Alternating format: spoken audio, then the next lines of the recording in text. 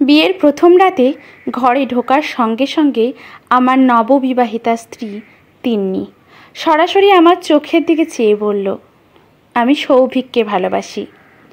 যে কোনো পুরুষ মানুষ এতে চমকে উঠবে, কিন্তু আমি চমকালাম না, কারণ পুরো ঘটনাটা আমি জানি। আমি আস্তে ধীরে খাটের ওপর এসে বসলাম। অসম্ভব সুন্দর লাগছে তিন্নিকে, যেন একটা জলপরি।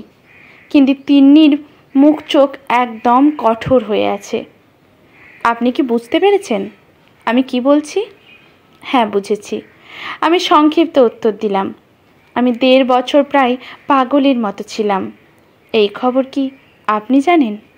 বিয়ের আগে আপনার সাথে আমাকে একা কথা বলতে দেওয়া হয়নি, এমনকি ফোন নাম্বার পর্যন্ত পাইনি, যার কারণে কথাগুলো আপনাকে জানাতে পারিনি। এখন তো সুস্থ, তাহলে আর সমস্যা কি? তিন্নি খানিকটা কৌতূহলী চোখে আমার দিকে তাকিয়ে থাকলো। এমনিতেই সারাদিন ধরে অনেক ধকল গেছে, তুমি বরং ফ্রেশ হয়ে শুয়ে পড়ো, আর রাত জাগতে হবে না। তিন্নি অপলক দৃষ্টিতে আমার দিকে তাকিয়ে আছে। আমি তার কৌতূহল বুঝতে পেরে বললাম, আমাদের জীবনে অনেক সময় পড়ে আছে। আস্তে ধীরে সব কথা জানা যাবে, শোনা যাবে, বোঝাও যাবে। এখন বরং ঘুমাও, তোমার ঘুম প্রয়োজন। কিছুক্ষণ পর ও ফ্রেশ হয়ে আমার পাশে এসে শুয়ে পড়ল। অল্প সময়ের মধ্যে বুঝতে পারলাম সে গভীর ঘুমে অচেতন। আমার ঘুম আসছে না, রাত গভীর হচ্ছে। মনে পড়ছে বছর 3 আগের কথা। সন্ধ্যা তখন প্রায় 7:30। আমরা 3-4 জন বন্ধু গাজীপুর থেকে ফিরছিলাম। হঠাৎ রং সাইড থেকে একটা বাইক প্রচণ্ড গতিতে এসে গাড়িতে ধাক্কা দেয়। গাড়ি চালাচ্ছিলাম আমি নিজে। ঘটনাটা এত দ্রুত ঘটে যায় যে আমি পুরোপুরি স্তম্ভ হয়ে গেলাম। বন্ধুরা সামনে বলে চলল দ্রুত পালিয়ে যেতে। ওদের কথা মতো আমি প্রায় 2-3 মিনিট পাগলের মতো গাড়ি চালিয়ে সামনে গেলাম, কিন্তু তারপর যেন বিবেক জাগ্রত হলো। আবার গাড়ি ঘুরিয়ে পিছনে এলাম। বন্ধুরা গালিগালাজ করতে লাগলো। বিপদে ফেসে যাব, থানা পুলিশ হবে, হাজিবাজি আরও অনেক কিছু। শেষ পর্যন্ত আবার ওরাই সাহায্য করলো। বাইকে একটি মেয়ে আর একটি ছেলে ছিল। হ্যাঁ, ওই মেয়েটি তিন্নি। আমরা হাসপাতাল পর্যন্ত নিয়ে গেলাম, কিন্তু সত্যি বলতে কি, আমি তখন অনেক ভয় পাচ্ছিলাম। কেউ কোনো কথা শুনবে না।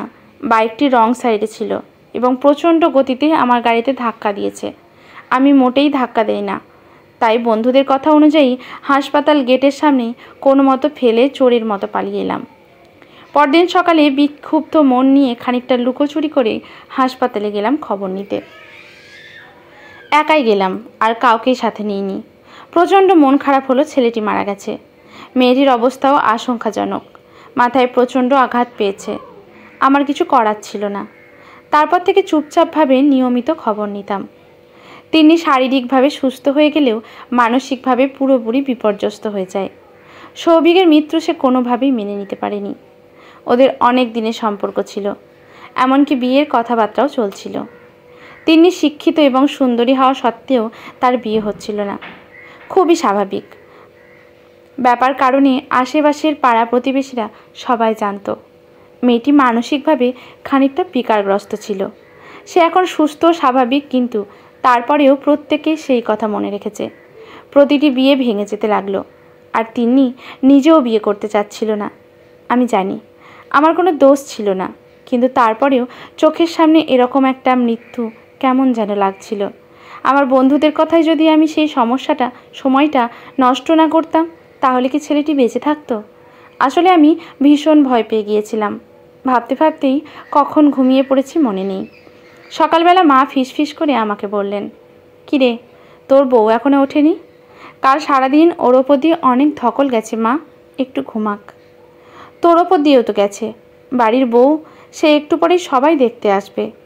মা কিছুটা ঝাঁঝের স্বরে বললেন। দেখতে আসলে বসাবে, চা নাস্তা খাওয়াবে, আমি আস্তে ধীরে তিন্নিকে ডেকে দেব বলে নিজের বেডরুমে এলাম। ততক্ষণে তিন্নি উঠে গেছে, ফ্রেশ হচ্ছে। আমার দিকে চোখ ফিরিয়ে বলল, আমি শাড়ি পরতে জানি না। পরতে হবে না। তোমার কাছে কি কোনো সালোয়ার কামিজ আছে? আছে, আমার লাগেজে। তাহলে তাই পরো। তিন্নির চোখে মুখে অনেকটাই কৌতূহল। মেহমানদের সামনেই তিনি খুব সহজ, সাধারণ আর স্বাভাবিক আচরণ করল। যদিও মা আমাকে এক পাশে ডেকে নিয়ে বলল, নতুন বউ গয়নাগাটি ছাড়া সালোয়ার কামিজ পরে বসে আছে, এটা কেমন কথা? যতই মডার্ন মেয়েই হোক না কেন। আমি দূর থেকেই মাকে দেখালাম তিনি কেমন প্রাণোচ্ছলভাবে মেহমানদের সাথে কথা বলছে, এবং ওরাও কথা বলে যে খুব অসন্তুষ্ট বলে আমার মনে হলো না। মা শোনো, আমরা গ্রামের বাড়িতে থাকবই 1-2 দিন, তারপর তো চলেই যাব। তুমি প্লিজ শাশুড়ি বউ ড্রামাটা করো না, দোহাই লাগে। মা আমার মুখের দিকে তাকিয়ে হেসে পড়ল। আচ্ছা যা, করব না, তোদের সুখেই আমার সুখ। তিন্নিকে নিয়ে নিজের ফ্ল্যাটে ফিরে এলাম। শুরু হলো আমাদের একান্ত জীবন। তিনি মাঝে মাঝে সৌভিকের কথা বলে। স্বামী হিসেবে আমার ঈর্ষান্বিত হওয়া উচিত, কিন্তু কেন যেন আমার খুব কষ্ট লাগে। আমাকে কষ্ট পেতে দেখে ওর কৌতূহল দ্বিগুণ বেড়ে যায়। আচ্ছা, আমি যে আমার বয়ফ্রেন্ডের কথা বলি, তোমার খারাপ লাগে না? না, প্রথম ভালোবাসা ভোলা যায় না। তোমার কেউ ছিল? কিন্তু তার গল্প তোমার সাথে আমি করব না। সে আমাকে ধোঁকা দিয়েছে। আসলে আমার জীবনে কোনো প্রেমই ছিল না। এখন যদি তিন্নিকে আমি এটা বলি, ও স্বাভাবিকভাবে হয়তো নেবেই না।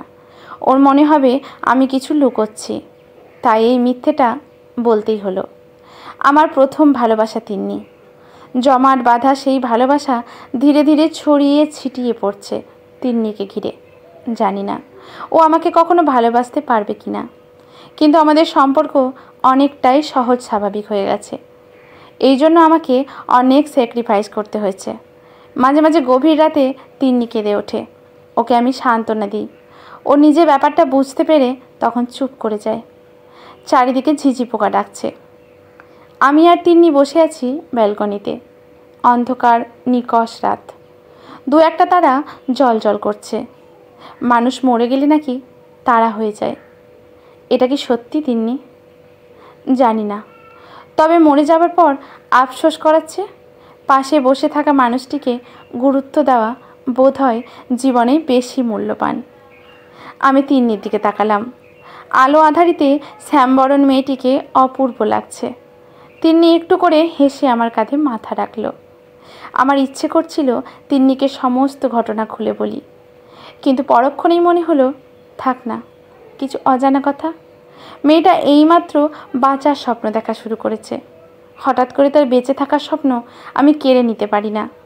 আমি যে তাকে বড্ড বেশি ভালোবাসি। আজকের গল্পটি এখানেই সমাপ্ত। ভালো লাগলে লাইক, শেয়ার, কমেন্ট করে পাশে থাকবেন এরকম আরও নতুন নতুন গল্প পাওয়ার জন্য। ধন্যবাদ।